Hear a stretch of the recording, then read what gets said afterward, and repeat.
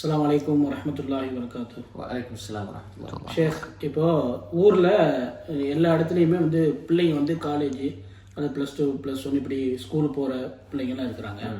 அப்படிப்பட்ட அங்கே போய் தங்கி படிக்கக்கூடிய பிள்ளைங்க, போயிட்டு வர பிள்ளைங்களுக்கு குறிப்பிட்டு ஒரு சில அறிவுரை சொல்கிறதா இருந்தால் எதை சொல்லலாம்? முக்கியமான ஒரு அறிவுரை, அதாவது படிக்கக்கூடிய மாணவர்கள், படிக்கக்கூடிய மாணவிகள், இவங்களுக்கு நம்ம சொல்கிற மிக முக்கியமான 2 அறிவுரைகள் தான்.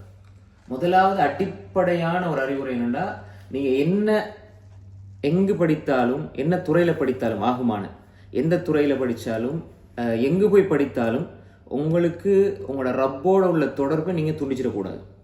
உங்களுக்கும் உங்களோட ரப்புக்கும் உள்ள தொடர்பு தொழுகையில் இருக்கிறது. மிக முக்கியமான தொழுகை. அவங்க என்ன படித்தாலும் தொழுகையை விட்டுறக்கூடாது. தொழுகையை விட்டுட்டு நீங்கள் என்ன படிப்பு படித்தாலும் அதில் எந்த பிரயோசனமும் இல்லை. இதில் நிறைய கவலைக்குரிய விஷயம் என்னென்னா, காலேஜ் போகிறாங்க, அது மாதிரி நிறைய படிக்கிறாங்க, அவங்களுக்கு தொழுகையில் ஓத தெரியாது, எப்படி என்ன சூறா ஓதுறன்னு தெரியாது. அது மாதிரி தொழுகையை விட்டு விட்டு தொழுவாங்க. லோஹர் தொழுவாங்க, அசர் தொழ மாட்டாங்க, மக்ரிப் தொழுவாங்க, இஷா தொழ மாட்டாங்க. அப்படி விட்டு விட்டு தொழுகிறாங்க. தொழுகையில் பேணுதல் இல்லை என்றால் அவங்க எது படித்தாலும் எந்த பிரயோசனம் இல்லை. ஏன்னா ரப்போட தொடர்பு இல்லாமல், ரப்பை வணங்காமல் ஒரு முஃமினுடைய ஒரு நாள் கழிகிறது என்பது அதை போல மிக மோசமான ஒரு நாள், ஒரு விடயம் கிடையாது. மிக மோசமான விஷயம் அது.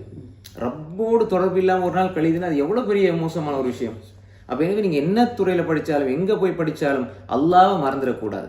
தொழுகை இல்லாமல் நம்ம வாழ்கிறோம் என்றா, தொழுகை வேணுமென்று விடுறோம் என்றா, தொழுகையை புறக்கணிக்கிறோம் என்றா எங்களிடத்துல குஃப்ர் இருக்குது.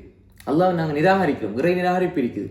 ரசூலுல்லாஹ் சொன்னாங்க ஸல்லல்லாஹு அலைஹி வஸல்லம், மன் தரக்க ஸலாத்த முத்தஅம்மிதன் ஃபக்கத் கஃபர். யார் தொழுகையை மனமுரண்டா வேணுமென்று விடுவாரோ, சந்தர்ப்பம் இருந்து விட்டு விட்டிருப்பாரோ அவர் நிராகரித்து விட்டார். எனவே தொழுகையை விட்டுறக்கூடாது. இது அவங்க வாழ்க்கையில நான் எதை இழந்தாலும், எதை விட்டாலும், என்ன மிஸ் ஆகினாலும் தொழுகை மிஸ் ஆகக்கூடாது உறுதி எடுத்தா அல்லாஹ் நிச்சயமாக அவர்களுக்கு உதவி செய்வான். யா அய்யுஹல்லதீன ஆமனு இஸ்தஈனு பிஸ்ஸப்ரி வஸ்ஸலா. தொழுகையை கொண்டு, பொறுமையை கொண்டு, தொழுகை கொண்டு உதவி தேடுங்க. பொறுமை அது முக்கியமானது வாழ்க்கையில. அதே மாதிரி தொழுகை அடிப்படையானது. தொழுகையை கொண்டு உதவி தேடுங்கண்டா, தொழுகை இல்லாட்டி எப்படி உதவி கிடைக்கும்? கிடைக்காது.